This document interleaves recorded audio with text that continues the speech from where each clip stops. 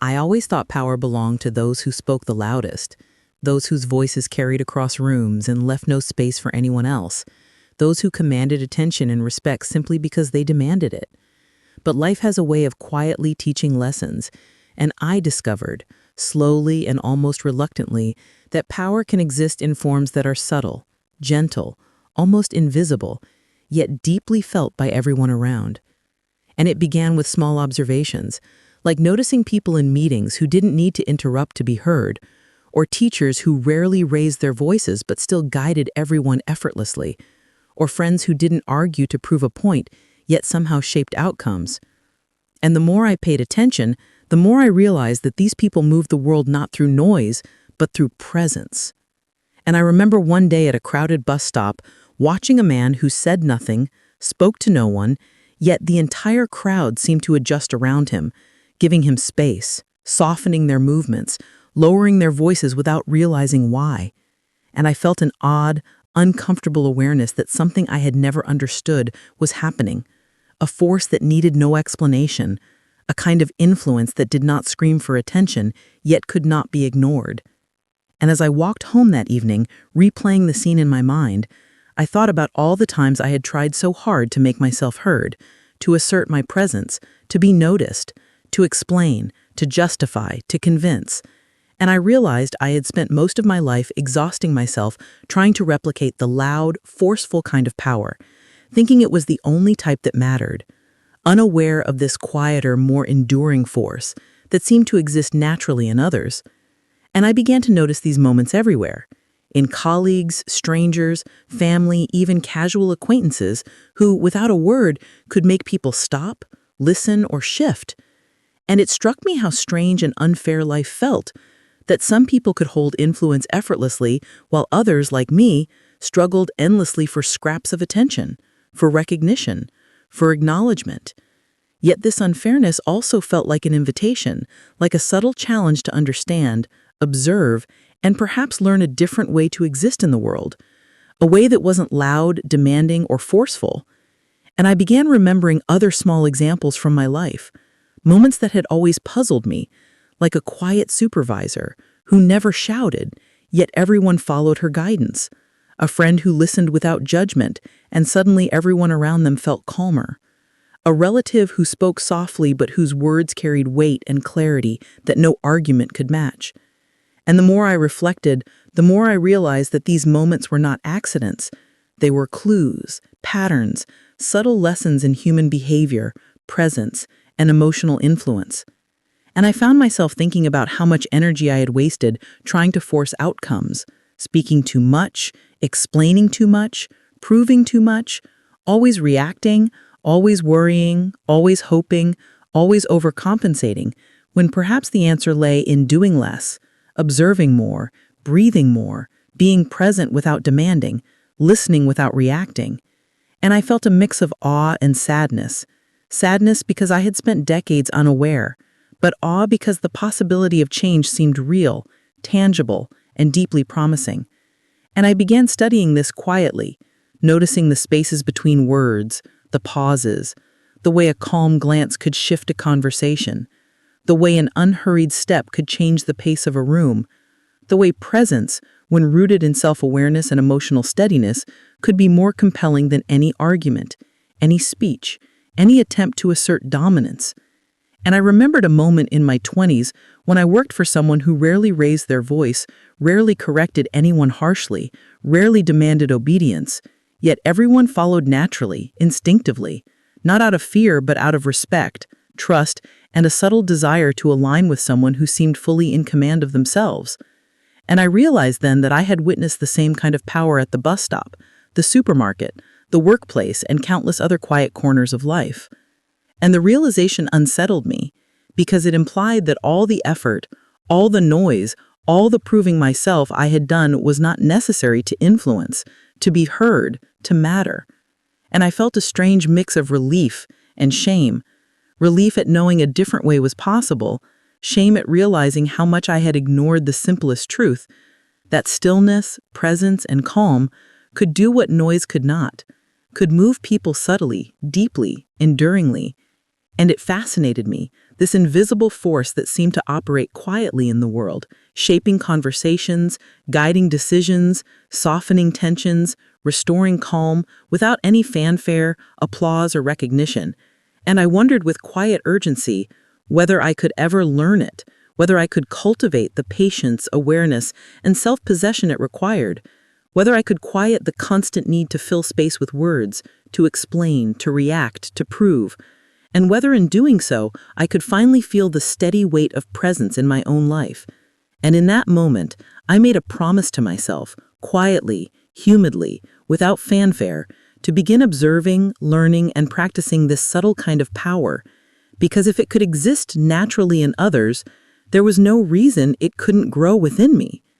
And I felt a tentative hope, a small spark, that this journey would not only change how I moved through the world, but also how I understood myself, my relationships, and the quiet currents of human behavior that shape our lives far more than we ever notice. And after that day at the bus stop, I began noticing the way quiet presence worked in ways I had never consciously seen before, the way it affected conversations, decisions, and even moods without anyone speaking a word. And I started thinking about my own habits, how often I rushed to fill silence, how often I over-explained, over-apologized, overcompensated, always trying to assert myself, always trying to prove I mattered. And I realized I had missed countless opportunities to simply observe, listen, and exist fully in the moment. And the more I reflected on it, the more I realized that the people I had admired from a distance, those whose calm presence seemed magnetic, weren't extraordinary in talent, intelligence, or force. They were extraordinary in stillness, in patience, in the way they held themselves without seeking recognition. And I remember a teacher from my childhood who never raised their voice, yet made everyone in the class sit up straighter. A mentor in my first job who listened more than they spoke, yet guided decisions without appearing to influence anyone. And even family members who didn't argue, but whose presence alone seemed to soften tension. And it all began to form a pattern, a subtle truth that I hadn't been aware of, that presence, patience, and quiet confidence often mattered more than words. And the more I studied it, the more I realized that this kind of power was not about control, but about steadiness, clarity, and emotional awareness. Because those who carried it weren't trying to bend others to their will, they were simply anchored in themselves. And the result was that others naturally aligned with them, responded to them, and trusted them without any effort. And I thought about how different this was from my own habits, always trying to prove, persuade, or assert. And I felt a quiet longing to shift, to learn, to practice this steady presence, because I could feel its effects in my own life in small ways already, subtle but undeniable, like noticing people listening more attentively, like conversations flowing with less tension, like my own mind quieting when I stopped racing to fill every silence. And it became clear that this was not a skill learned overnight, but a journey of observation, reflection, and patient practice. A journey that would require me to notice myself as much as others, to become aware of my reactions, my impulses, and my desire to be seen, to shift focus from performing to being. And I realized that the people who hold power without speaking had mastered this over years, perhaps decades. And while some were naturally inclined, most had likely learned it through experience, failure, and reflection. And that gave me hope, because if they could cultivate it, so could I. And I began recalling moments in my own past where quiet presence had already made a difference without me realizing it. A moment when a calm glance from a mentor had stopped me from panicking. A time when a family member's silent support had steadied me through grief. A stranger's unhurried demeanor had made a room feel safer. And I understood that these small interactions carried a weight that I had never recognized before. And the more I studied them, the more I realized that influence is not about asserting dominance or controlling outcomes or being seen as right. It is about steady energy, emotional awareness, and conscious presence. And I decided, quietly but resolutely, to start observing every interaction, every pause, every response, every silence, to understand how it felt, how it shaped the room, how it affected me and others. And as I did this, I noticed how often my own words had been unnecessary, how often my reactions had complicated situations, how often I had given away emotional energy that could have been better invested in observing, breathing, and existing with intention. And in that realization, I felt both humility and possibility. Humility in recognizing how much I had ignored, and possibility in knowing that with practice, I could shift the way I interacted with the world.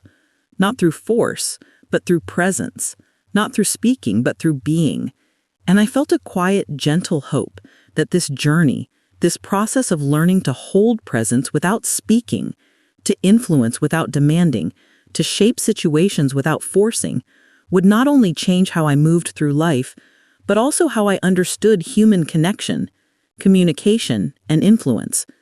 And that awareness settled over me softly, like a warm, steady light. And I knew that my journey into understanding the true nature of power, its quiet, invisible, enduring form, had truly begun. I grew up in a small town where everyone knew each other and life felt slow, predictable, and at times quietly suffocating, yet it shaped the way I understood people, relationships, and influence. Because from an early age, I began observing how individuals interacted without speaking, how the presence of some people seemed to settle the room while others, despite speaking constantly, barely registered. And my family, like most families, had its patterns, its rhythms, its unspoken hierarchies. And I remember sitting at the kitchen table as a child, watching my mother move through the house, calm, steady, always attending to needs without complaining, speaking only when necessary, yet commanding a respect that my father's louder words rarely achieved. And I thought, even then, that there was a kind of quiet power in her that I couldn't fully name, because she never raised her voice, never demanded attention, yet everyone listened, everyone paused. Everyone felt her presence, and it was natural, almost invisible, yet undeniably real. And I carried that image with me for years, noticing similar patterns in school, in friendships, and later in my first jobs, because I had a habit of analyzing human behavior, not for strategy or control, but out of curiosity, out of a desire to understand why some people seem to affect others without speaking, and why I often felt that my own voice, when loud, when urgent, when full of explanation, rarely had the same effect.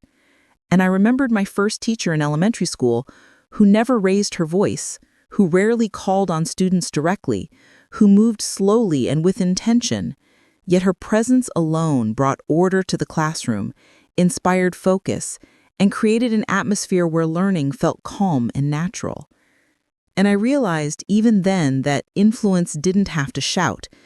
And I saw it again in my grandparents, who had lived through decades of hardship, loss, and change, and that they spoke sparingly, listened deeply, and seemed to carry a presence that made family members respect and trust them. And I began cataloging these observations quietly, thinking about why my mother's calm manner diffused tension during arguments, why my father's louder voice often escalated it, why certain friends could shift moods without saying a word, and why, despite all my attempts to assert myself through words, gestures, and explanations, I often felt overlooked, unheard, or like my energy didn't land where I wanted it. And these reflections became the foundation of a growing curiosity, a subtle obsession with understanding the invisible threads that connect people, that guide emotions, that shape decisions without explicit instructions, because I began to see that life was full of these interactions, moments where someone's presence, posture, gaze, or silence spoke louder than any words, and I wanted to understand them, to see the patterns, to learn the rules, if there were any, so I could move through life more intentionally, more aware, more grounded, more present. And I started studying people in small, careful ways, noticing how meetings flowed when one person stayed calm, how conversations shifted when someone observed rather than reacted, how conflicts cooled when someone listened fully before responding. And I began reflecting on my own tendencies, realizing that I often rushed to fill silence, spoke too quickly, explained too much, reacted impulsively, and in doing so, gave away a kind of influence I could have preserved if I simply held myself steady. And I remember thinking about my earliest jobs, where I worked with colleagues who seemed effortlessly respected, Not because they were loud, clever, or assertive, but because they carried themselves with calm focus, responded slowly, and allowed others to feel heard. And I noticed that when I mimicked this behavior even slightly, pausing before responding, listening more than speaking, observing more than reacting, people's reactions changed subtly. And I felt a quiet thrill at the realization that this kind of power, this invisible, wordless influence, was something I could cultivate, not through force, but through practice, awareness, and patience. And I began applying it in small ways with friends and family, noticing how quiet presence shifted moods, softened tension, and created respect, not because I demanded it, but because I chose not to push, not to react, and to hold myself fully in each moment. And I remember one evening clearly, sitting in my childhood living room with my parents, a disagreement brewing between my younger sibling and I. And instead of raising my voice or arguing my point, I simply listened, maintained calm, and let the space between words stretch just a little longer. And the tension softened, the argument subsided, and I realized that my small choice to be present without reacting had more effect than any words I could have used. And I began seeing this everywhere, in minor interactions, in friendships, in strangers in cafes, in colleagues in meetings, in family gatherings, in quiet moments of observation. And I felt both excitement and humility, because the more I noticed it, the more I realized how much power I had wasted trying to assert influence through volume, force, or explanation, when simply cultivating presence, attention, and patience could shift situations far more effectively. And I reflected on how this subtle power worked, not as a tool for manipulation, but as a natural result of self-possession, emotional awareness, and patient observation. And I began keeping mental notes of these moments, cataloging interactions, learning patterns, observing human responses, and slowly, piece by piece, I began to feel my own energy settle differently, my own reactions become steadier, my own presence carry more weight, not through words, but through awareness, patience, and quiet confidence.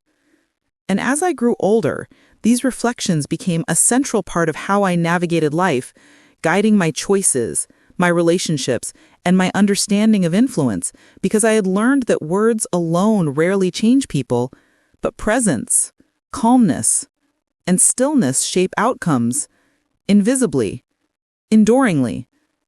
And I began imagining what life would be like if I could fully embody this kind of power, if I could move through every interaction grounded, attentive, and steady, influencing situations not by speaking but by being.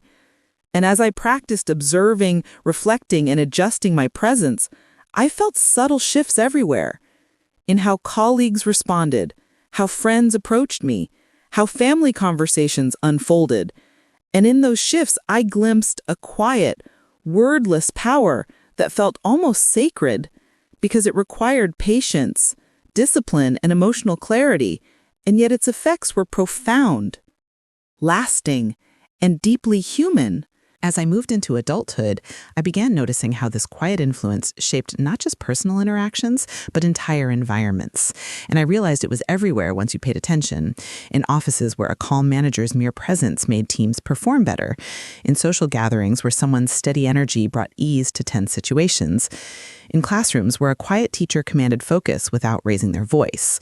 And I reflected on how my own life had been filled with attempts to be heard, to prove myself, to explain, to justify, and how exhausting it had been. Because I had mistaken noise for power, volume for authority, and urgency for influence. And I started to see that what mattered was not how much you spoke, but how fully you existed in each moment, how aware you were of yourself and others, how you held space for reactions, choices, and emotions to unfold naturally. And I remembered my first job in a busy office, where the most respected person wasn't the one who argued most or spoke loudest, but the one who simply observed, listened, and offered guidance sparingly, yet decisively. And it was striking how colleagues seemed to align instinctively with that presence, how decisions felt smoother, how conflicts resolved subtly.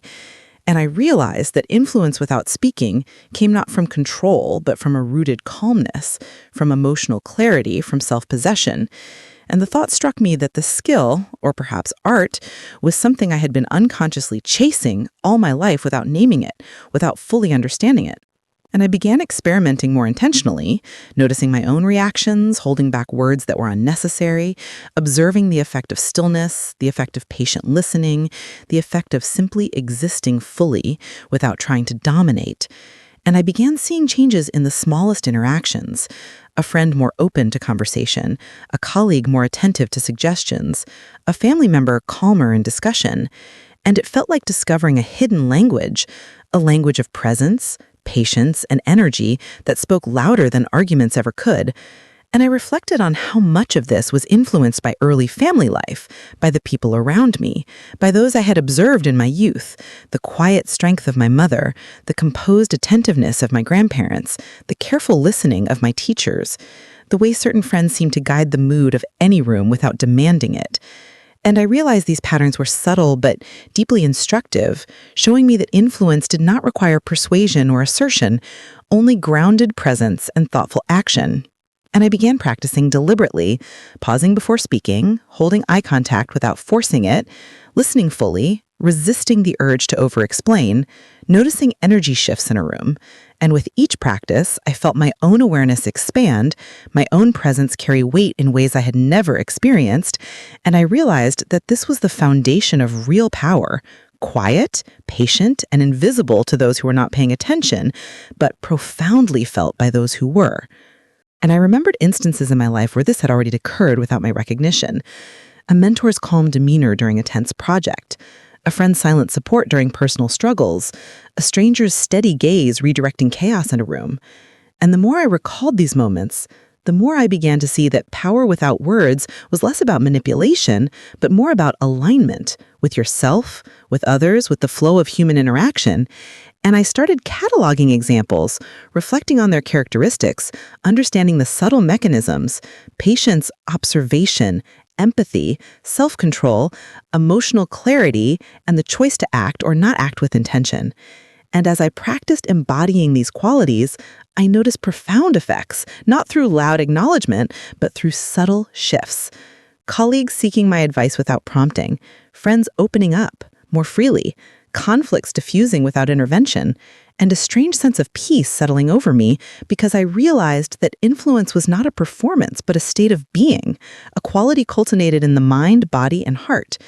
And I began to integrate this into every part of my life. Personal relationships, work interactions, social settings, even brief encounters with strangers. Noticing the energy I brought into rooms, the way my attention affected others, the subtle changes in conversation flow, the emotional resonance that lingered long after words had stopped, and I became increasingly aware of how much this quiet power depended not on technique, but on self-mastery, regulating impulses, maintaining calm under pressure, observing without judgment, and choosing presence over reaction. And I remembered a pivotal moment at a family gathering when tensions flared over a minor disagreement, and instead of responding immediately, I took a breath, remained grounded, listened fully, and felt the room shift subtly as a result, noticing how family members adjusted, softened, and even smiled more easily. And I realized in that instant that influence without speaking was real, tangible, and effective, and it depended entirely on the quality of presence, the weight of attention, and the stillness of self. And I began to connect all these moments into a coherent understanding, seeing that the people I had always admired, quiet, steady, deeply present, had mastered these qualities, and that their influence was not derived from shouting, correcting, or persuading, but from the subtle, invisible art of being fully, intentionally, and consciously. And as I reflected on this, I felt a quiet determination, a deep curiosity, and a gentle humility because this path required patience, self-reflection, and constant practice. And it became clear that mastering this quiet power would not only change how I interacted with the world, but how I understood myself, my emotions, my relationships, and the ripple effects of presence in every moment. And I knew that if I could learn to cultivate this calm, steady influence, my life and the lives of those around me would shift profoundly. And I felt a mixture of awe and anticipation, knowing that the journey ahead would be as much about observing and understanding myself as it would be about understanding the quiet, invisible power that shapes the world without a single word. As I continued observing and practicing this quiet power, I began to notice that not everyone responded positively to it, and that realization was unsettling, because while the people who were attuned, calm, and patient seemed to align naturally with this kind of influence, those who were loud, reactive, or insecure often resisted it, either unconsciously or out of discomfort. And I began seeing this dynamic play out in multiple areas of my life, from workplace meetings to social gatherings, even in family interactions. And it forced me to confront a difficult truth. Influence without words was subtle, yes, but it also required discernment, because the same stillness that inspired respect in some could provoke resentment in others. And I remembered a team project early in my career where I had decided to apply what I had been learning about presence and observation, choosing to listen more, to pause before reacting, to remain calm under tension. And at first, it seemed to work beautifully. The team became more focused, discussions were smoother, and decisions felt more deliberate. But then I noticed subtle pushback from one colleague, someone who thrived on assertiveness, dominance, and visible control. And the more I held my presence, the more she seemed unsettled, interrupting discussions, raising her voice at points that didn't need escalation, attempting to reassert her influence in overt ways. And I felt a strange mix of discomfort and determination because I understood that influence without speaking was effective only if the energy was read and accepted. And here was proof that it could be resisted, undermined, or ignored if the environment or the people around weren't receptive. And I started analyzing why this was happening, realizing that it wasn't personal, but a natural reaction to someone calmly claiming space without aggression. Because when a person doesn't respond with equal force, the loud, dominant personalities often feel unmoored. And I noticed the same pattern at home, where my quiet attempts to maintain calm during family disputes sometimes met with sarcasm, impatience, or even outright dismissal. And it was confusing and frustrating at first, because I had assumed that calm presence would naturally diffuse tension and inspire alignment. But now I understood that it also triggered insecurity and resistance in certain individuals, especially those accustomed to asserting influence through volume, coercion, or emotional pressure. And this realization brought a new layer of challenge to my journey because I had to learn not just to maintain presence, but to read energy, to adjust, to discern when stillness would work and when it might backfire, when observation could guide outcomes, and when silence could be misinterpreted as weakness. And I began experimenting more carefully, noticing subtle cues, body language, tone of voice, pacing, eye contact, micro-expressions, and even the timing of words, realizing that influence without speaking was as much about awareness and adaptation as it was about presence. And one afternoon, during a particularly tense work meeting, I experienced a vivid illustration of this challenge as two colleagues were escalating an argument, voices rising, faces flushed, and I chose to remain calm, listening attentively, responding only with measured, deliberate words. And I watched as one of the more reactive team members became visibly frustrated, trying to provoke a reaction from me, almost as if my lack of immediate response threatened their sense of control. And I felt a pang of doubt, questioning whether I was doing the right thing, whether quiet presence was enough in a room charged with competing egos. Yet I reminded myself that influence without speaking wasn't about appeasing others or winning arguments. It was about holding space, maintaining clarity, and guiding energy subtly. And slowly, imperceptibly at first, I noticed shifts. The room began to settle, the louder voices softened, the argument cooled, and the team eventually reached consensus without anyone needing to shout or dominate. And the lesson was profound because I had confronted resistance, held my presence, and ultimately influenced the outcome without raising my voice, proving that quiet power could work, even in the face of tension, but only if wielded with awareness, patience, and emotional control. And I began to see these dynamics not just in professional life, but in personal interactions as well, where family arguments, friendship conflicts, and social tensions required careful navigation. Because while calm presence could guide, it could also be misinterpreted, ignored, or challenged. And I realized that mastery required both internal steadiness and external discernment, understanding the motivations, fears, and energy patterns of others. And I remembered a particularly challenging situation with a close friend, where a misunderstanding escalated into hurt feelings, and instead of reacting defensively, I practiced what I had been learning, listening without interruption, acknowledging feelings without arguing, holding my energy steady. And eventually, after hours of patience and gentle conversation, the conflict resolved, not through persuasion or reasoning, but through the subtle influence of calm, attentive presence. And this success was thrilling because it illustrated the dual nature of quiet power. It was effective, but it required both internal mastery and an awareness of the external environment. And it highlighted the fact that resistance was natural, expected even, and not a sign of failure, but rather an opportunity to practice deeper patience and skill.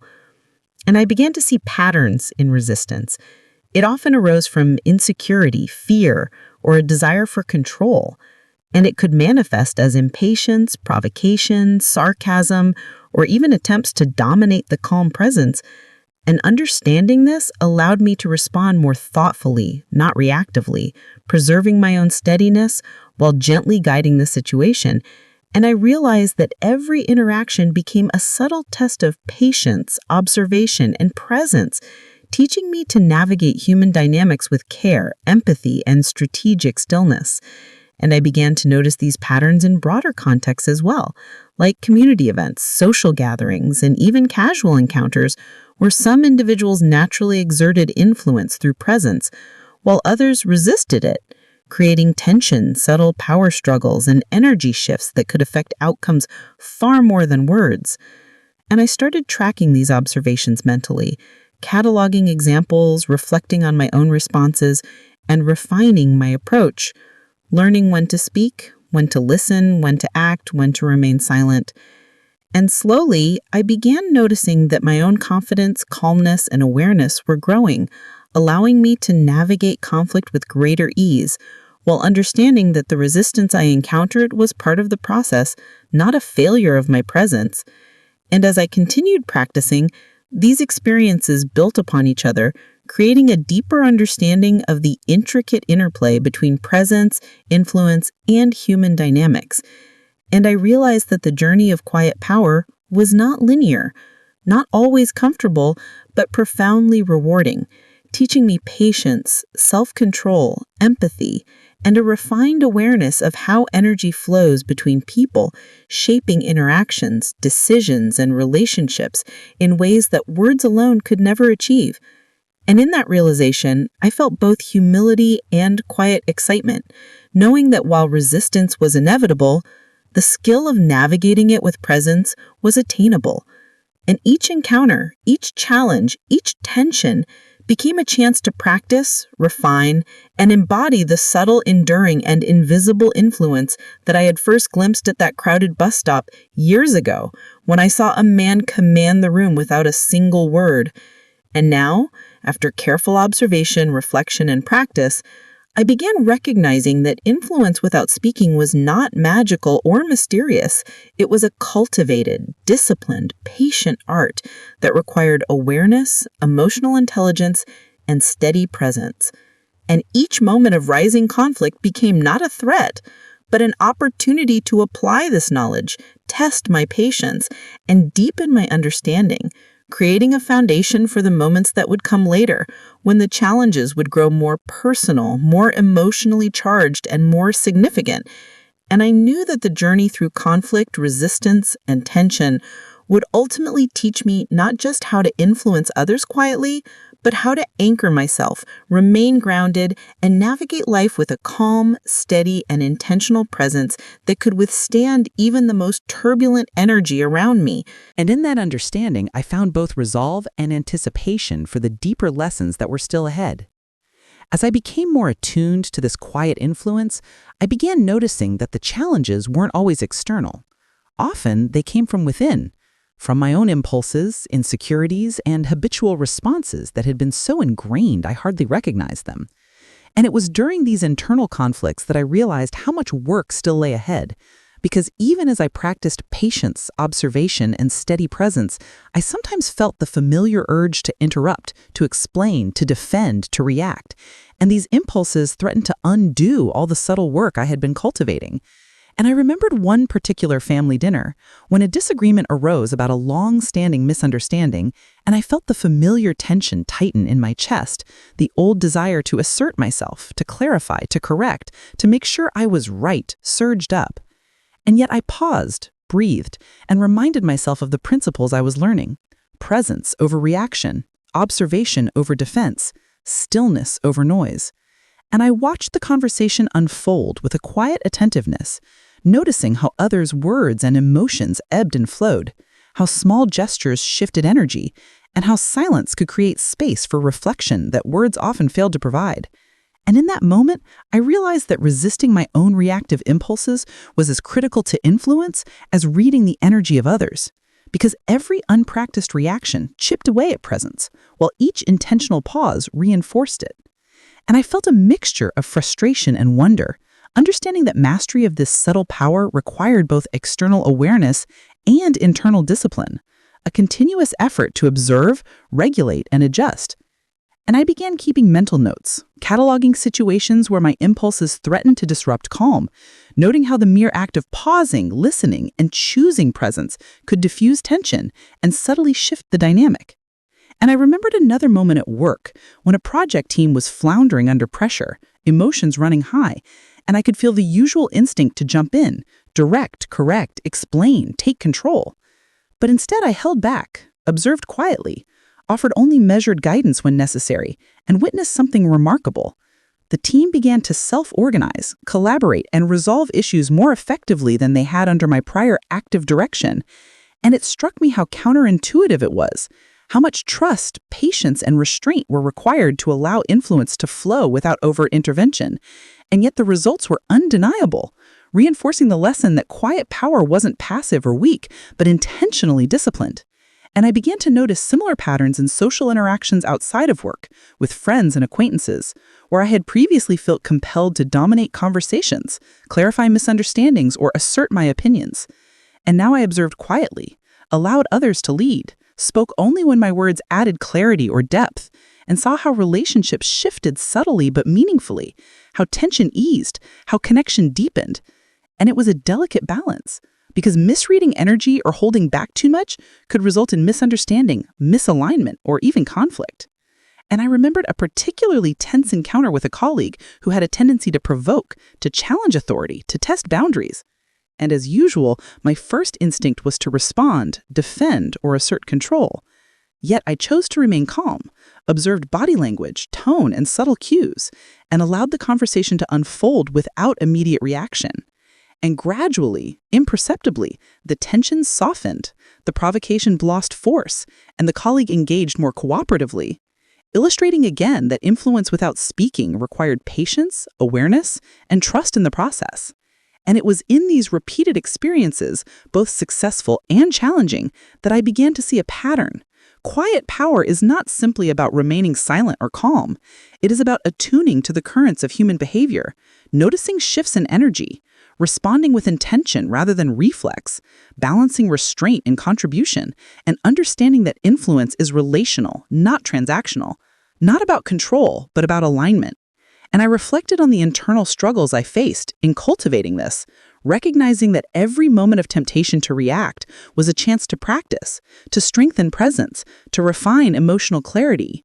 And I remembered a personal conflict with a close family member, one that had lingered for years, rooted in misunderstandings, past hurts, and unspoken expectations. And normally, I would have jumped into argument or defense, but now I approached it differently, listening fully, acknowledging feelings without judgment, offering clarity without insisting on agreement, and notice the subtle shifts in tone, posture, and openness as years of tension slowly began to ease.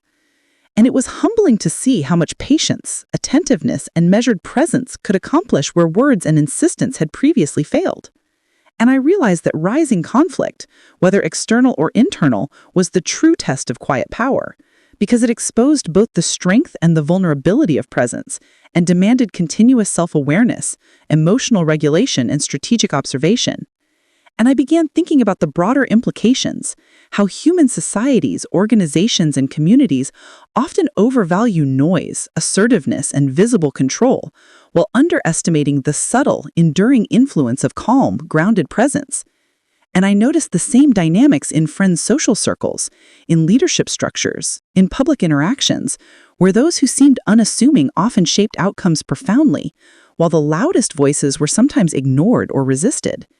And I recognized that quiet power thrives in patience, timing, and attunement, and falters when one is unaware, reactive, or impulsive.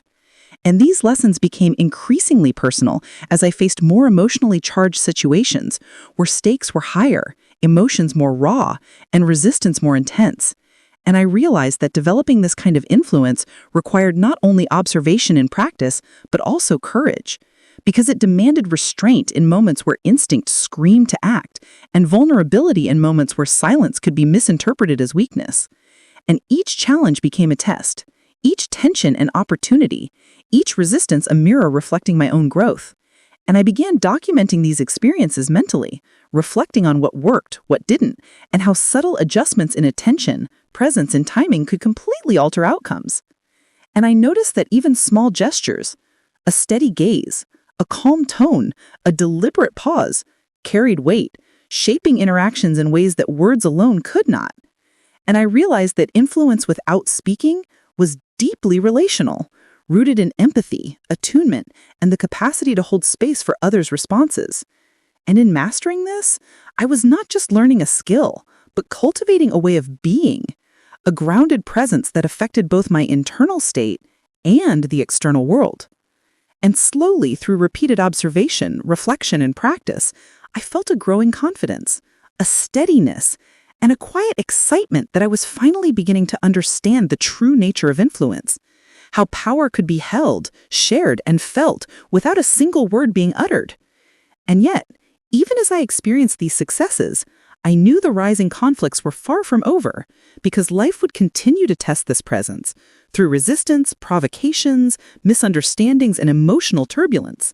And each challenge would demand more awareness, patience, and skill, preparing me for the turning points that lay ahead, moments where quiet power would be tested in its purest, most profound form. And I understood that this journey was not about perfection, but about steady growth, disciplined observation, and the courage to remain present, calm, and intentional even in the midst of rising conflict. And in that awareness, I felt a quiet anticipation, knowing that the lessons from these tensions would form the foundation for the deeper breakthroughs, realizations, and transformations still to come. It was during a particularly charged period in my life that I began to experience the turning point, the moment when theory, observation, and practice collided with real stakes, and I realized that quiet influence could be tested not in minor situations, but in circumstances where emotions were raw, decisions were critical, and the temptation to react was overwhelming. And it started with a work project that had gone off course, a team fractured by miscommunication, tight deadlines, and clashing personalities, where every meeting felt like a battleground, and I could feel my old impulses rising, the need to assert control, to clarify every misunderstanding, to ensure my competence was recognized. And yet, I reminded myself of what I had been practicing for years: presence over reaction, observation over intervention, calm over agitation. And I approached the situation with deliberate attention, noticing the subtle tensions between team members, the micro-expressions that betrayed frustration or resentment, the quiet hesitations that spoke volumes.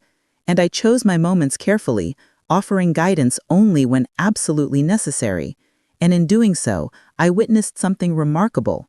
Slowly, imperceptibly at first, the team began to recalibrate, responding to the steadiness I projected rather than to the chaos around them. And I realized that influence without speaking was not just about maintaining calm, but about creating an environment where others could step into their best selves, aligning with intention, energy, and focus. Yet, even as this understanding deepened, I faced personal challenges that would stretch this principle to its limits, because at the same time, family tensions escalated, fueled by past grievances, misunderstandings, and unspoken resentments. And I felt the familiar pressure to intervene, to explain, to assert, to be heard. And in that moment, I understood that the turning point was not a single event, but a series of converging pressures, where both professional and personal spheres demanded mastery of presence, patience, and quiet influence simultaneously. And I remembered one evening vividly, sitting in a conference room while colleagues argued over a project plan, voices rising, faces tense, while my mind raced with solutions, corrections, and justifications, and I felt the urge to interject, to speak, to direct. But I paused, breathed, and instead focused on reading the room, noticing shifts in tone, posture, and attention. And slowly, by remaining grounded, calm, and observant, I guided the conversation through subtle cues, an attentive gaze, a nod at the right moment, a well-timed question that redirected energy without force. And to my amazement, what had started as a heated confrontation began to settle, decisions emerged naturally, and the team found alignment, not because I had spoken more, but because I had allowed space for presence, attention, and clarity to guide the outcome. And that success was both exhilarating and humbling, showing me that quiet power could not only navigate conflict, but actually shape outcomes profoundly. Yet the test was far from over, because soon after, a deeply personal confrontation arose with a family member over a long-standing misunderstanding, one that carried emotional weight far beyond professional dynamics. And as the conversation escalated, I felt every old habit, defense, explanation, insistence, surfacing, tempting me to derail the calm I had worked to cultivate. And in that moment, I realized the true essence of this turning point.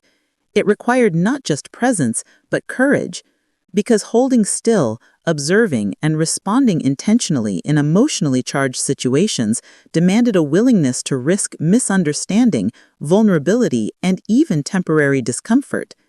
And as I navigated that conversation, I applied everything I had learned, listening fully without interruption, acknowledging feelings without judgment, allowing silence to hold space for reflection, and choosing words only when they could clarify, soothe, or guide without asserting dominance. And the impact was profound. Years of tension, unspoken resentment, and subtle miscommunication began to soften, the emotional charge diminished, and trust slowly re-emerged, not because I had argued my case or persuaded or corrected, but because I embodied a steady presence that allowed the other person to feel heard, seen, and safe enough to respond authentically. And it was in that moment I understood that quiet influence was not passive, not weak, but a deliberate, disciplined relational force requiring observation, patience, self-regulation, and empathy. And I began seeing the parallels across all areas of life. How leaders could guide teams without raising their voice, how parents could model calm authority without coercion, how friends could support each other through presence rather than advice, and how even strangers could shift the mood of a space simply through energy, posture, and attention. And as I reflected on these patterns, I realized that the turning point was also about recognizing limitations, that influence without speaking only worked when coupled with discernment, understanding, and awareness of timing, energy, and context, and that misreading a situation, reacting impulsively, or attempting to force outcomes could undo the benefits of calm presence. And so I began practicing even more mindfully, noticing my internal states, regulating impulses, and observing external cues, refining my ability to hold steady even when provoked, pressured, or challenged. And I remembered another pivotal moment, during a tense negotiation with a client where stakes were high, emotions flared, and the usual instinct to dominate the conversation arose.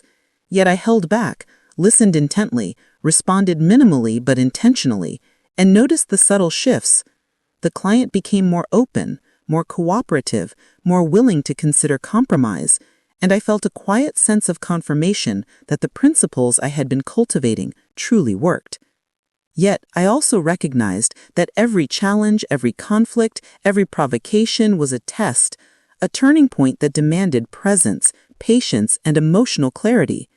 And as these moments accumulated, I began to notice an internal transformation. My anxiety in tense situations diminished, my confidence in influence without words grew, my empathy deepened, and my awareness expanded. And I realized that the turning point was not a single event, but a sustained period of challenges that forced the practical application of principles, the integration of observation, patience, and subtle action, and the courage to remain steady in the face of emotional turmoil. And through this process, I came to see that influence without speaking was as much about self-mastery as relational skill, because the ability to guide, shape, and affect outcomes quietly depended on one's own internal state. And as I faced professional crises, family tensions, and personal doubts simultaneously, I learned to trust the power of presence, to rely on awareness over reaction, to embrace stillness over noise, and to understand that real power was relational, subtle, enduring, and invisible to those not paying attention.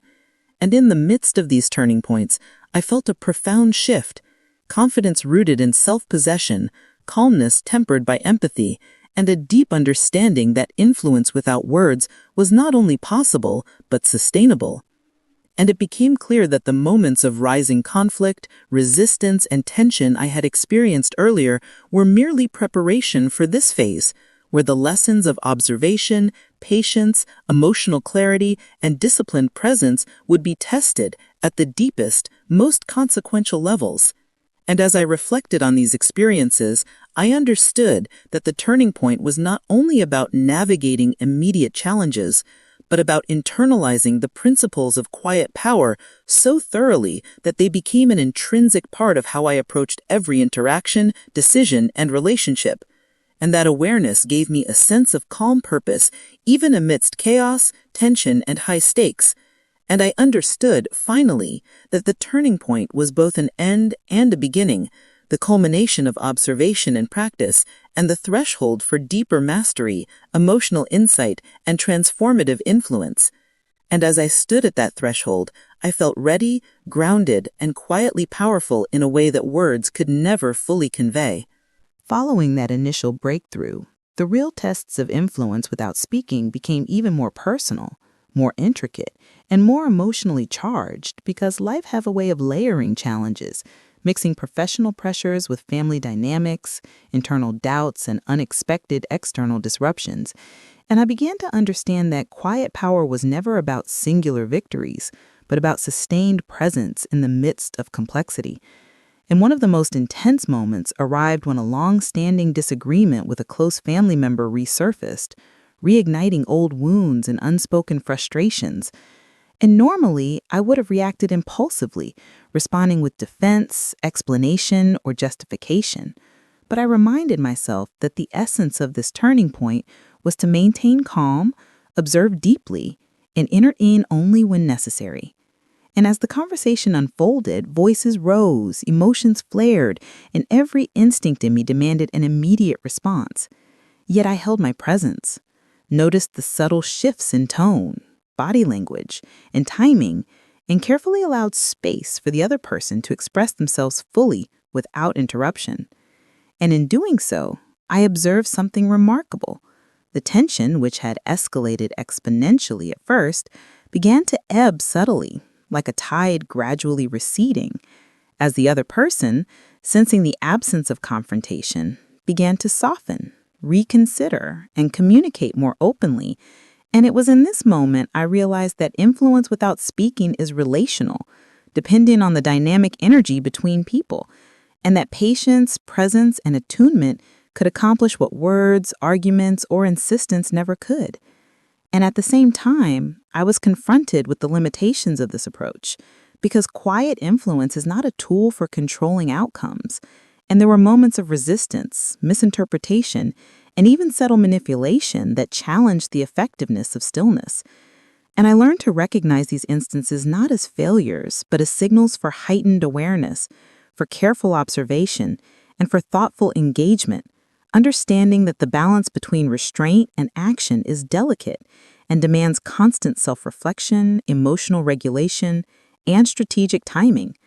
And I began to integrate these lessons more consciously, applying them in professional settings where stakes were high, in social interactions where group dynamics were complex, and in intimate relationships where history, emotion, and expectations intertwined. And through repeated practice, I began to notice a profound shift. The more I maintained presence, regulated impulses, and observed energy, the more natural influence flowed, and the more resilient I became in the face of challenges. And one particularly revealing instance occurred during a high-stakes negotiation with a client whose temperament was volatile and whose patience was thin. And I could feel the pressure building as each word and gesture was scrutinized, and every instinct screamed for reaction, assertion, and explanation. Yet I held steady, focused on the micro-expressions, the subtle cues, the timing of silence, and the measured delivery of minimal words. And the negotiation, which had initially seemed precarious, resolved smoothly, without escalation, without conflict, and without the need for overt persuasion. And I realized that the turning point was not a singular event, that the culmination of countless small decisions, pauses, and observations that created the conditions for influence to emerge organically. And that understanding strengthened my confidence, showing me that true power is embedded in presence, patience, and the strategic use of silence. And I reflected on earlier conflicts with friends and colleagues, recognizing that moments of tension, provocation, and resistance were opportunities to refine this skill, to deepen awareness, and to practice disciplined stillness.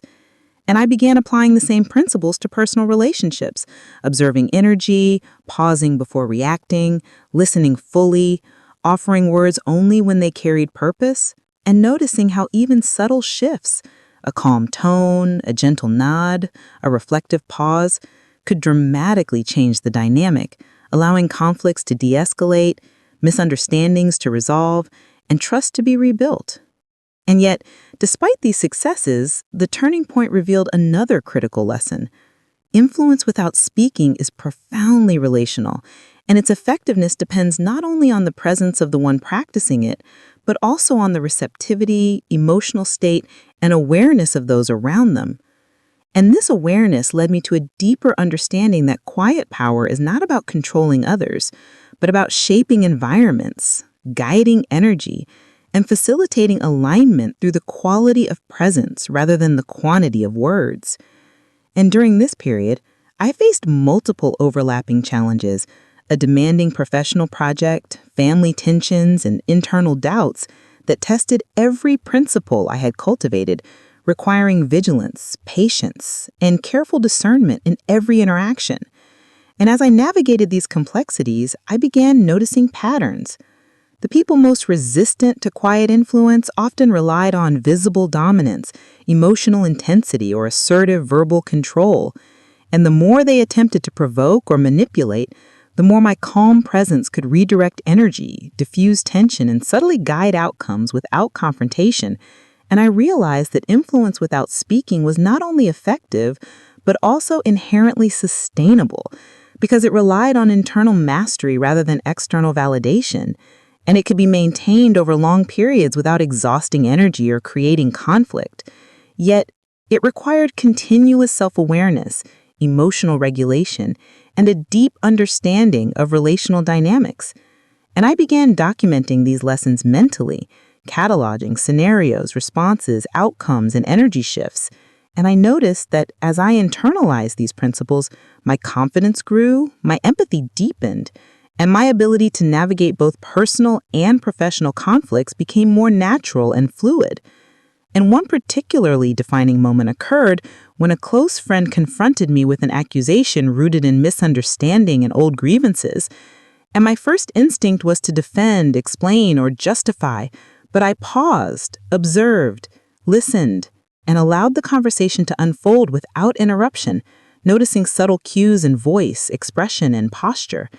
And gradually, the friends' intensity softened, their perspective shifted, and reconciliation emerged without argument or coercion. And that experience cemented the lesson that influence without speaking relies not on force, but on patience, attentiveness, empathy, and self-regulation. And it requires both courage to remain still in the face of provocation and trust in the process of relational alignment. And as these turning points accumulated, I began seeing quiet influence as an art form, a disciplined practice of presence, observation, and intentional action, one that could guide outcomes, shape interactions, and resolve conflicts subtly but effectively. And I realized that mastery was not about perfection, nor about never facing resistance, but about cultivating resilience, awareness, and the capacity to remain grounded, focused, and patient, even under intense pressure. And in embracing these lessons, I felt a profound shift, an internal calm, an understanding of human dynamics, and a confidence in the subtle power that could be wielded without uttering a single word. And this turning point, with all its trials, resistance, and challenges, became a defining moment in my journey, a bridge between theory and practice, observation and application. And it taught me that true influence is rooted not in volume, insistence, or visibility, but in the quiet, steady presence that shapes energy, guides decisions, and fosters alignment across every sphere of life. And as I reflected on these experiences, I knew that the most critical moments were still ahead, where this quiet mastery would be tested even further. But I also felt ready, grounded, and quietly powerful, having learned that the turning point was not an end point, but a threshold into deeper understanding, resilience, and transformative presence that could navigate life's complexities with subtle strength, clarity, and empathy. After passing through the intense challenges of the turning point, I began to feel the quiet, steady shift of resolution settling into my life, a sense that the lessons I had learned were crystallizing not only in understanding, but in real, observable change in the world around me. Because influence without speaking, once tested under pressure, started to reveal its true strength. It was enduring, subtle, and relational, and it required neither control nor coercion, only presence, empathy, and patience. And I started noticing the changes both at work and at home, where conversations that once escalated quickly now found their way to calm understanding, where meetings that would have erupted into tension now flowed with cooperation and focus. And in family dynamics, where old misunderstandings and resentments had once loomed like walls, there was now room for dialogue, recognition, and healing. And I realized that resolution was not about dramatic declarations, apologies, or confrontations, but about creating the space in which connection, alignment, and trust could naturally emerge. And I began reflecting deeply on the internal transformations that made this possible, because the same calm presence that influenced others also reshaped my own thinking, emotions, and self-perception. And I noticed that I no longer felt the compulsive need to assert myself, explain, or dominate. Instead, I responded thoughtfully, guided by observation and empathy. And this shift created a ripple effect, allowing relationships to adjust and heal, tension to dissipate, and conflicts to resolve organically. And I remembered a particular family dispute that had lingered for years, a subtle pattern of miscommunication and old grievances that had repeatedly reignited whenever we gathered. And in the past, my attempts to correct, clarify, or assert understanding had only fueled frustration and defensiveness. Yet now, applying the principles of quiet influence, I approached the situation differently, remaining calm, attentive, and patient, listening fully without interruption, acknowledging emotions without judgment, and offering words only when they added clarity. And gradually, the long-standing tension began to soften. Misunderstandings were clarified without conflict, and the family, sensing the stability of presence, started interacting with ease. Laughter returned, small gestures of kindness reappeared, and I felt the profound realization that resolution often grows from stillness, attention, and patience, rather than verbal insistence or visible action. And the same principle applied at work, where a project team that had been fractured by competing priorities, misunderstandings, and unspoken tension began to find alignment. not because I dictated terms or issued directives, but because I held a steady presence, guided subtly through attentive observation, well-timed interventions, and carefully chosen words, allowing the group to find cohesion organically. And as I reflected on these patterns, I recognized that true resolution comes from cultivating both internal and external mastery, the discipline to remain calm under pressure, the awareness to read energy accurately, and the sensitivity to know when to act and when to pause. And over time, these repeated applications of quiet influence led to a broader transformation, one that extended beyond specific conflicts into a way of living, a relational approach that favored patience, observation, empathy, and intentionality. And I began noticing that even in casual encounters with friends, colleagues, and acquaintances, the energy around me shifted subtly. As people responded to my calm presence with openness, receptivity, and collaboration, and I saw the profound lesson that influence without speaking is not about immediate results or visible impact, but about creating the conditions for lasting alignment, understanding, and trust. And I recalled a particularly tense negotiation with a client where past interactions had been fraught with misunderstanding and frustration. And this time, by applying patient observation, careful listening, and minimal yet purposeful contributions, the situation resolved smoothly, demonstrating how the principles of quiet influence foster sustainable, effective, and authentic outcomes.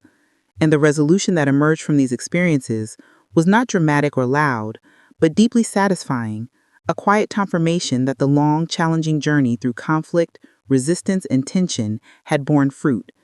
And I began to notice how this approach even reshaped my own emotional landscape. Stress diminished, self-confidence grew, empathy deepened, and my ability to navigate complexity with clarity, patience, and presence became natural rather than forced. And I remembered a conversation with a longtime friend where old grievances might have escalated into argument, but instead, through attentive listening, measured responses, and calm presence, reconciliation unfolded gently, misunderstandings clarified, and connection restored. And it was in these personal and professional moments that I fully grasped the power of quiet influence. It resolves tension, not by domination, argument, or insistence, but by cultivating trust, presence, and understanding. And by allowing space for alignment and emotional regulation, I began noticing that this resolution extended beyond individual interactions, affecting the tone, energy, and cohesion of groups, families, and teams, creating environments where collaboration, empathy, and understanding could flourish. And I realized that the work I had done to cultivate patience, observation, and emotional clarity not only transformed relationships, but also reshaped my perception of conflict itself, showing me that challenges are not obstacles to be overcome with force, but opportunities to practice presence, empathy, and intentional influence. And through repeated application, I experienced a profound sense of calm, satisfaction, and mastery, knowing that influence without speaking was both powerful and enduring, and that resolution arises not from words alone, but from steady presence, attentive observation, empathetic understanding, and patient guidance. And as I reflected on these lessons, I felt a deep gratitude for the struggles, challenges, and turning points that had brought me here, because they had not only tested my capacity for calm influence, but had also revealed the profound truth that the path to resolution is built upon steady presence, disciplined observation, and the courage to trust the subtle yet enduring power of quiet, intentional influence. And in embracing this understanding, I felt prepared to face future conflicts, knowing that even amidst tension, provocation, or resistance, resolution could emerge naturally, guided not by volume, argument, or insistence, but by calm, steady presence, deep observation, and relational awareness. And I understood that this lesson extended beyond any single interaction, becoming a guiding principle for life itself, that lasting harmony, understanding, and alignment are cultivated not through force, but through patience, empathy, observation, and intentional, quiet influence that shapes outcomes without a single word being raised. And this realization brought a sense of peace, accomplishment, and quiet confidence, anchoring me in the knowledge that the journey through conflict and tension had led to a sustainable, meaningful, and authentic approach to relationships, influence, and life itself. As the lessons of quiet influence took root, I began to notice a remarkable pattern emerging not only in my interactions, but also in the way I experience life itself. Because when I approached each moment with presence, observation, and empathy, the world seemed to respond in kind, creating a rhythm where conflicts softened, misunderstandings clarified, and relationships deepened naturally. And I saw that resolution was not simply the absence of tension, but the presence of alignment, understanding, and trust, cultivated slowly through patient attention and intentional action. And one afternoon, I encountered a situation that exemplified this principle perfectly. A long-standing misunderstanding with a neighbor, which had previously escalated over minor miscommunications, could have reignited into argument. Yet I approached the encounter differently, listening intently, acknowledging concerns without judgment, offering only clarifying words when they carried real value, and allowing silence to hold space for reflection. And to my surprise, the interaction unfolded smoothly. Laughter returned to our conversation, and a genuine sense of mutual respect and understanding emerged. And it was in that ordinary yet profound moment that I realized resolution is often achieved not through dramatic gestures or words, but through the consistent practice of calm presence, attentive observation, and measured contribution. And as I reflected on my professional life, I noticed the same pattern. Meetings that once threatened to spiral into conflict now progressed with ease. Colleagues collaborated effectively without tension, and decisions were made with clarity and cohesion, all because I had cultivated the patience, presence, and relational awareness necessary to guide outcomes subtly, without dominating, insisting, or asserting control. And this realization extended even further when I considered my own internal landscape, because as I practiced quiet influence externally, I also practiced it within, regulating emotions, observing impulses, and choosing responses intentionally. And through this inner discipline, I experienced a growing sense of calm, confidence, and resilience. And I noticed that the resolution I had been seeking was not a single event but a state of being, a way of engaging with the world that allowed me to navigate complexity, tension, and emotion with poise and clarity. And one particularly illuminating experience involved a family gathering that had long been fraught with subtle grievances, old misunderstandings, and unspoken expectations. And in the past, these gatherings had left me drained, anxious, and frustrated. Yet this time, I approached each interaction with patience, presence, and careful listening, noticing shifts in tone, expression, and energy, and offering only the words that could soothe, clarify, or guide without asserting dominance. And gradually, the atmosphere transformed. Conversations flowed naturally, laughter returned to our conversation, and a genuine sense of mutual respect and understanding emerged. And I understood that resolution in human relationships is less about fixing problems immediately and more about creating an environment where people feel heard, understood, and safe enough to engage authentically.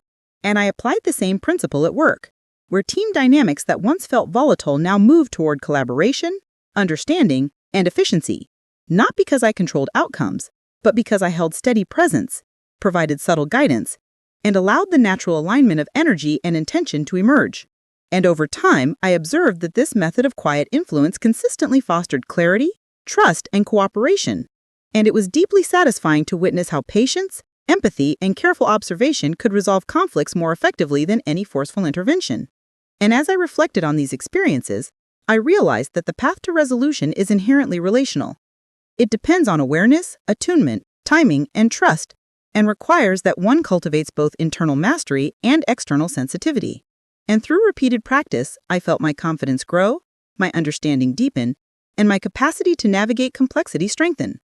And the culmination of these lessons manifested in moments both large and small, from resolving professional disputes and family misunderstandings to quieting internal anxieties and navigating social dynamics. And I recognize that resolution, while subtle, creates lasting impact, because the trust, alignment, and understanding it fosters continue to influence interactions long after any particular conflict has passed. And one memorable experience involved a friend who had previously reacted defensively to every discussion. And in the past, our conversations often ended in frustration or tension. But now, by approaching with attentive listening, calm presence, and intentional restraint, I witnessed a transformation. The friend engaged openly, misunderstandings were addressed without conflict, and our bond strengthened. And it was clear that resolution arises not from insistence or persuasion, but from creating conditions where others feel safe, understood, and aligned. And I began to notice how this principle extended beyond individual relationships into broader life experiences. In professional settings, social gatherings, community involvement, and casual encounters, the subtle energy I projected shaped outcomes in ways that words alone could not. And I saw that the art of quiet influence fosters resolution, not by imposing, arguing, or correcting, but by modeling presence, patience, and attentiveness. And over time, I internalized these lessons so deeply that they became an intuitive part of how I approach the world, transforming not only my relationships, but also my own emotional resilience, empathy, and clarity of thought. And I began to feel a profound sense of fulfillment, knowing that the long, sometimes difficult journey through conflict, tension, and testing had led to sustainable, authentic, and meaningful resolution. And I realized that this process was ongoing, that life would continue to present challenges, misunderstandings, and opportunities for growth. Yet I felt prepared, grounded, and confident in my ability to navigate them with calm presence, subtle influence, and relational awareness.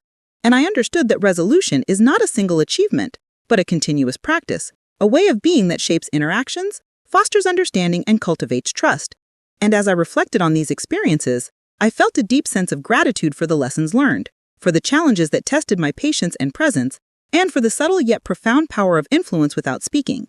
And I knew that by maintaining steady attention, empathy, and intentional intention, I could continue to guide outcomes, resolve tensions, and nurture meaningful relationships, all while remaining grounded, calm, and authentically present.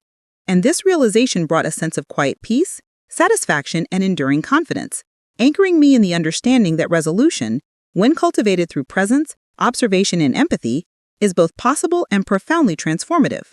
As the story of quiet influence and resolution unfolded in my life, I began to feel a profound sense of calm and clarity, a sense that the journey through tension, conflict, and testing had led me to a place of understanding that words alone could never convey. Because influence without speaking is not just a skill, it is a way of being, a practice of presence, empathy, and careful observation that shapes relationships, decisions, and environments subtly yet powerfully. And I noticed how this approach touched nearly every aspect of my life. Family gatherings that had once been filled with tension now carried warmth, laughter, and connection.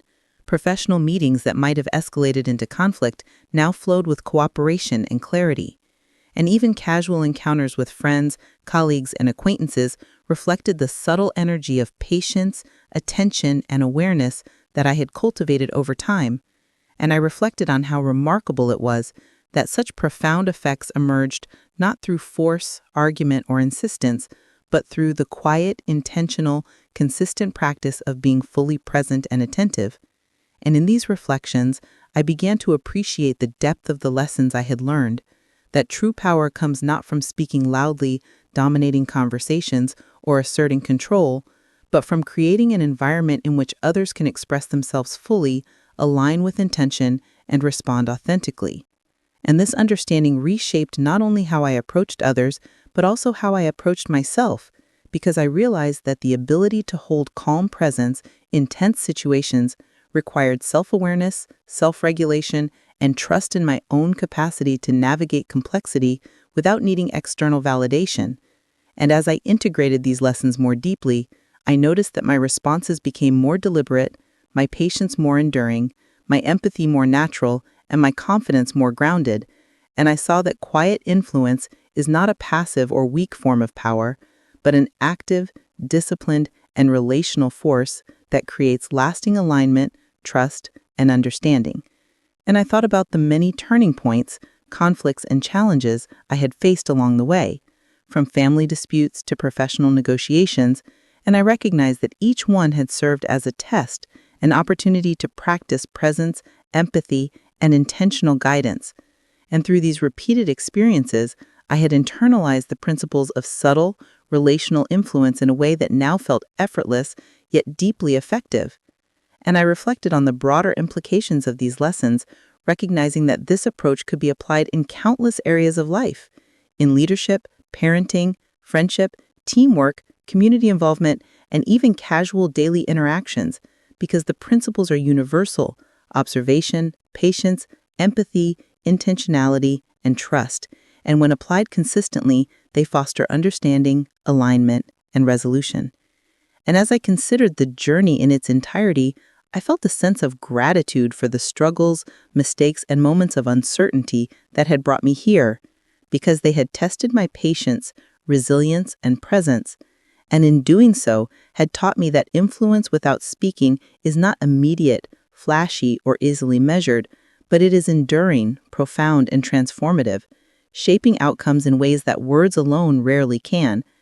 And I began to see the subtle rhythms of human interaction with greater clarity, how silence can create space for reflection, how attentive listening can foster trust, how calm presence can diffuse tension, and how well-timed, intentional words can guide outcomes without dominating.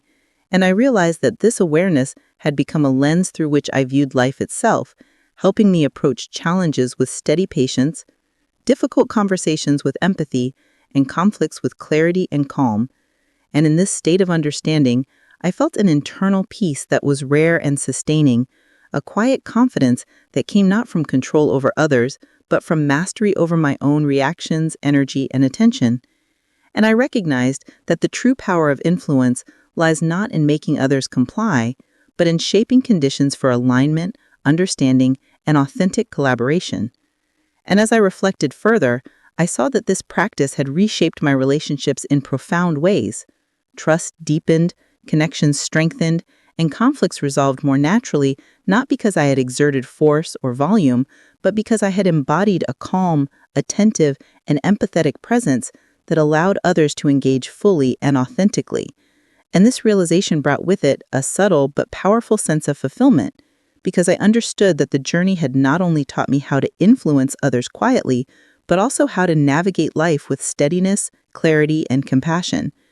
And I began to imagine the future, knowing that challenges would continue to arise, that misunderstandings would resurface, and that tensions would inevitably occur. Yet I felt prepared, grounded, and confident in my ability to approach each situation with presence, patience, and intentionality. And I reflected on the ripple effects of these practices, noticing how they extended beyond direct interactions, shaping environments, influencing energy, and cultivating trust in subtle yet meaningful ways.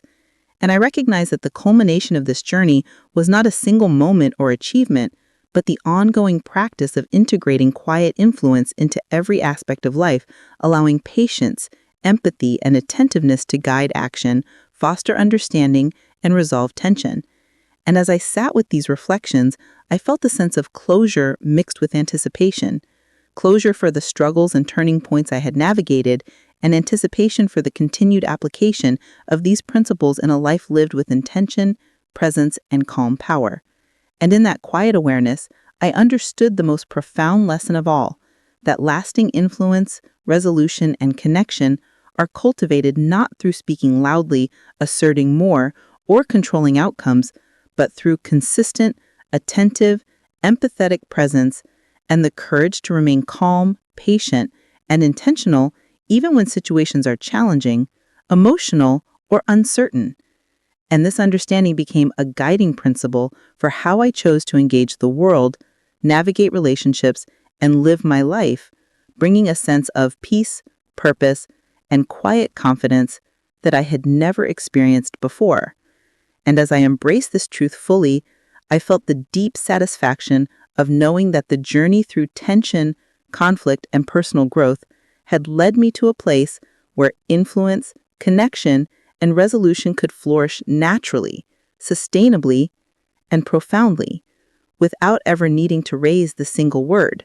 In the final reflection of this journey, I realized that the true essence of influence without speaking is not measured by immediate results or visible acknowledgement, but by the subtle, enduring shifts it creates in relationships, environments, and in oneself.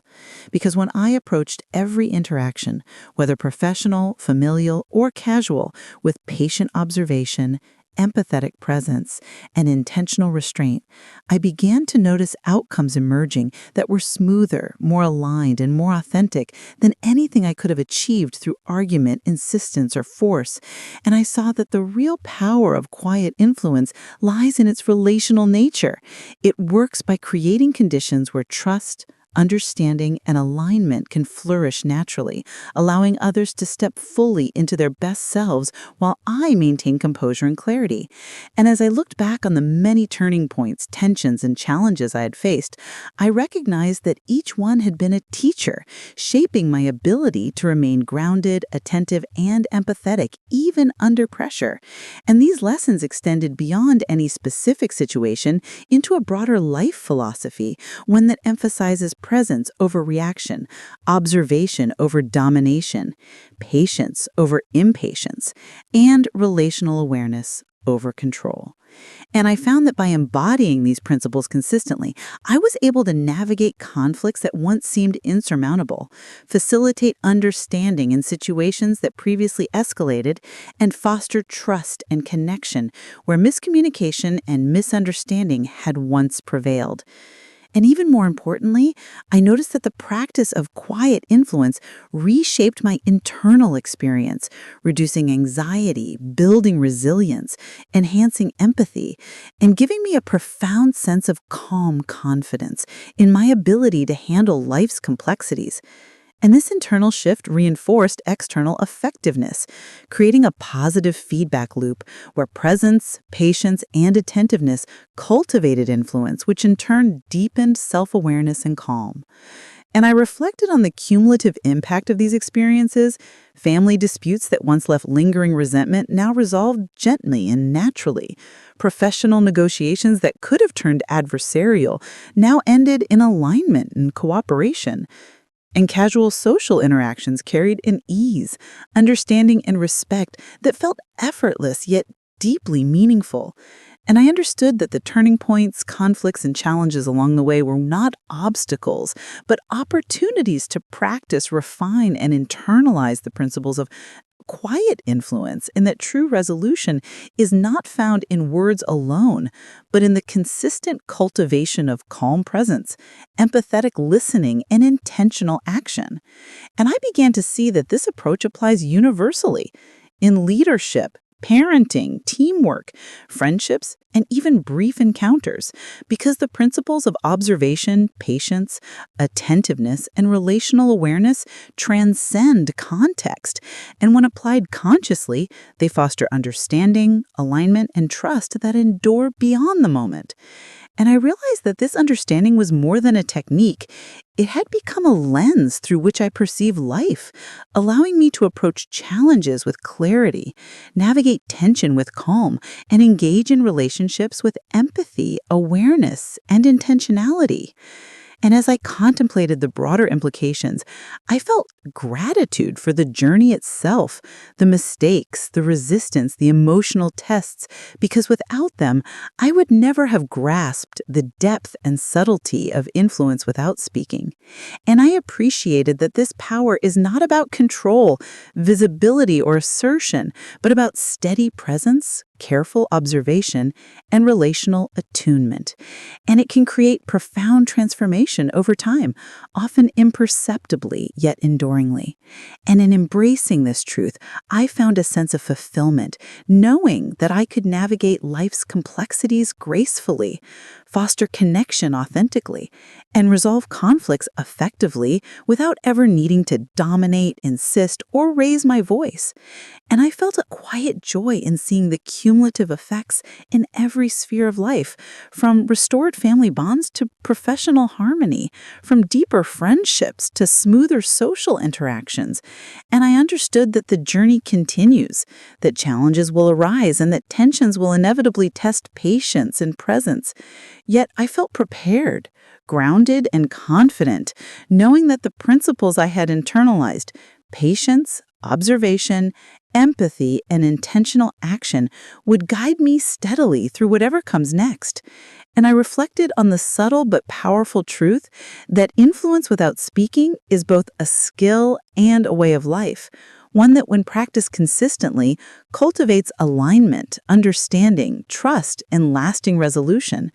And as I sat with these reflections, I felt a profound sense of peace, knowing that the lessons of this journey had not only transformed how I relate to others, but also how I perceive and navigate the world. And that the quiet power I had cultivated would continue to shape outcomes, foster understanding, and guide me through the complexities of life with clarity, calm, and purpose.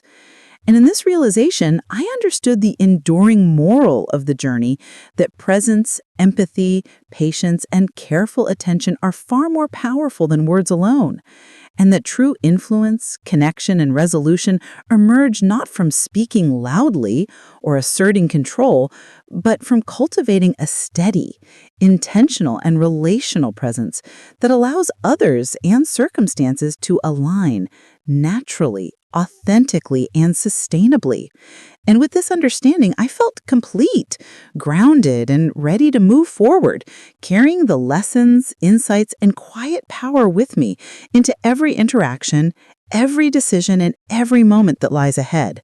Knowing that the impact of calm, attentive, and empathetic presence is far reaching, transformative, and enduring, and that the journey of mastering influence without speaking is both a personal and relational path that shapes life profoundly, quietly, and beautifully.